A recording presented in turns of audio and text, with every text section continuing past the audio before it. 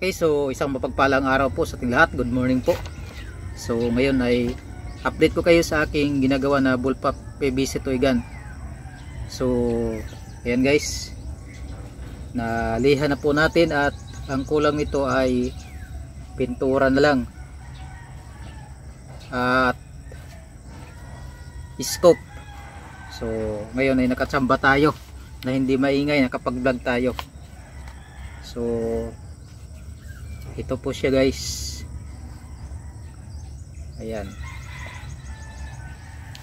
So ang kulang nito ay scope na lang at yung silencer nya. Gagawa po tayo mamaya ng silencer, ayan.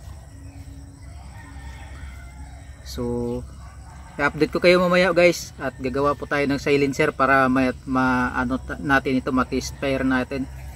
Titingnan natin kung hanggang saan yung, kung gaano ba siya kalakas at yung accuracy test nya, kung okay ba.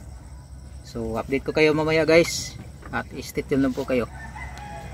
So ayan guys, ito na nga po, at i-accuracy test na po natin yung ating laruan dahil nakagawa na po tayo ng kanyang silencer. So yan po yung kanyang silencer na ginawa natin. So iti-test po natin at titingnan natin yung accuracy kung okay ba. So tatarget tayo sa layo na mga 15 meters o 10 meters. So lalabas muna tayo guys. So yan yung target natin, yung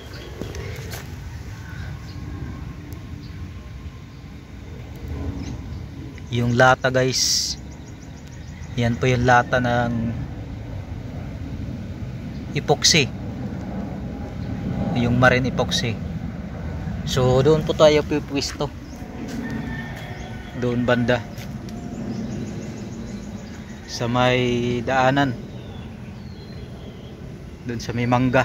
Yan. So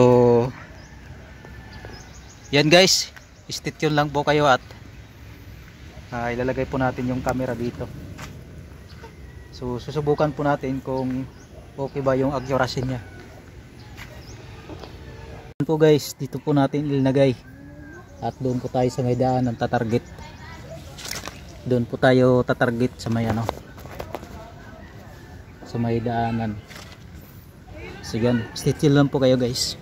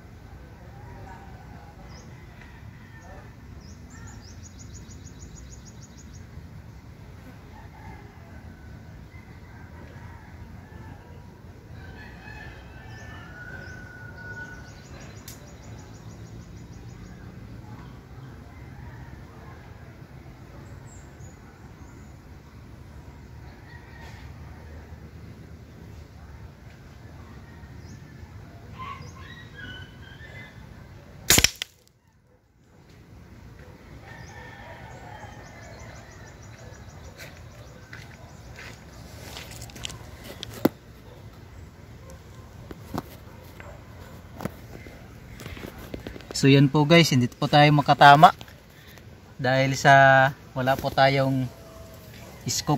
So kailangan po talaga may scoop. So yan yung mga tama niya sa ano, sa net. Ayan.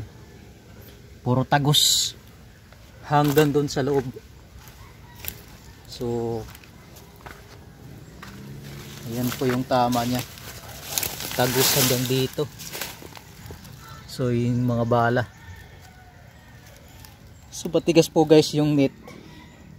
Kapag kaalanganin lang yung baril mo, hindi po kayang tagusin ito, pero tagos-tagos talaga siya. Ayan. So hindi siya matamaan dahil wala po tayong scope na nakakabit.